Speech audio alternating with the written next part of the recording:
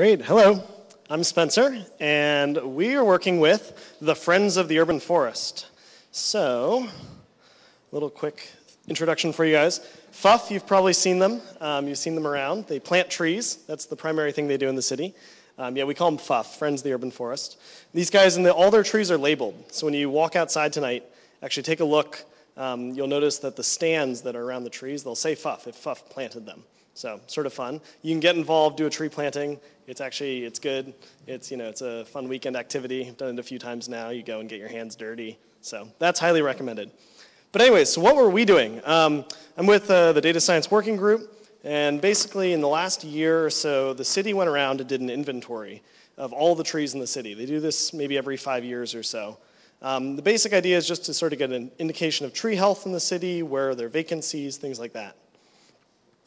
So we did two things with this. The first one was a little bit of visualization.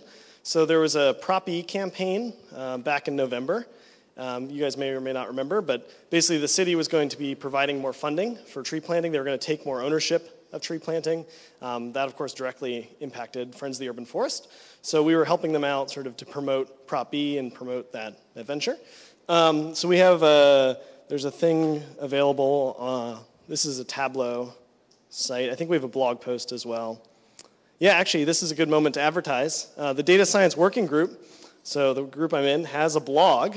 We've been blogging, so our results are all up on the blog. You can find that at datascience.codeforsanfrancisco.org, and that's where you'll find all our stuff. But anyways, we did a few visualizations around that. Some neat things. I don't know, basically tree health is surprisingly bad in the mission. Who knew? But anyways, we'll take a look at that in a sec, a little bit more. And then the second thing that we did, this is a little bit more interesting. Okay, here's one of the charts, actually, that we published. So this is the city. The city does a very basic condition. So they said, the trees are fair, good, or poor. Not the most scientific, but there is something to it. You can see here, this is, for example, the mission area right here. There's a lot of poor trees. Who knows what block this is, but something's going on in the outer Sunset. What? You guys know Boulevard? Is that a Boulevard or something? It's Sunset Boulevard. So there we go. Sunset Boulevard's actually doing pretty well, which is good to see. But anyway, so the second thing, we did a bunch of visualization for Friends of the Urban Forest, and then we also put together this tree recommendation thing. So we actually have a little bit of something live. This is very much a prototype, but it's a functional model at least. Hopefully it's functional. We'll see. But the basic idea was to provide FUF a tool to help their volunteers figure out what types of trees to plant where in the city. I don't know, maybe it's not going to load. Oh, there we go. It actually loaded. Cool. So the back end of this thing is pulling from that giant data set, the tree inventory. You can click around in different parts of the tree or different parts of the city and get a few different recommendations for trees that can be planted there. We basically do this based on those condition scores. So we say, these are the trees that did well in your surrounding area. And we also take a look at the trees that are allowed to be planted. Now that Prop E has been passed, only certain types of trees can be planted, which is sort of interesting. That's why there's actually very few recommendations, because the city is really clamping down on which trees can be planted. There's only about 50 or so species they want. But anyways, you can take a look at what might do well in your area. So that's sort of fun. Cool. Any questions on Friends of the Urban Forest? Yeah. Are there trees that don't require much water? I think, yeah, if you want. So I don't necessarily know that detail, but if you go to fuf.net, this is Friends of the Urban Forest, their website.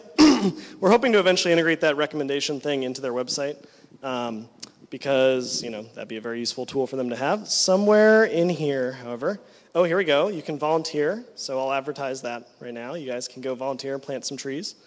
But somewhere in here they have Urban Tree Species Directory. This is actually a really good resource for you guys on all of the types of trees that appear in the city with a bunch of information. And this is where you might go and find some information on water. The one problem with this giant list currently is that not all of these trees are approved for planting by the city right now. But anyways, it is at least a comprehensive list. Yeah, another question.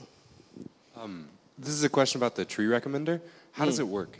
How does it work? Yeah, so basically all we're doing is a nearest neighbor idea. Basically we're grabbing, so you pick a vicinity, we grab all the trees in the local area. We do that based on just geometric distance. And then we pick out, amongst those, we pick out the populations that did the best. So it's very basic. But we found that's reasonable. So, yep. Do you know what the methods were for measuring tree health? Oh man, very subjective. Yeah, a lot of the whole tree inventory thing is rather subjective, unfortunately. So was the health measured for like a bunch of different types of trees, and that's how that recommended? Yeah, I mean they went around and literally categorized every single tree in the city. Yes, they went around and they got they put a condition score. They said whether the lot was vacant or not. They also calculated DBH. So I'll give you guys a little tree terminology: diameter at breast height. This is something I learned from Friends of the Urban Forest. Basically, they just measure the diameter at breast height. That, of course, is just as subjective as anything else, which is a little bit frustrating. But it turns out, tree trunks tend to be about the same diameter, for most of the average breast height of, people. Who knew? Anyways, yeah.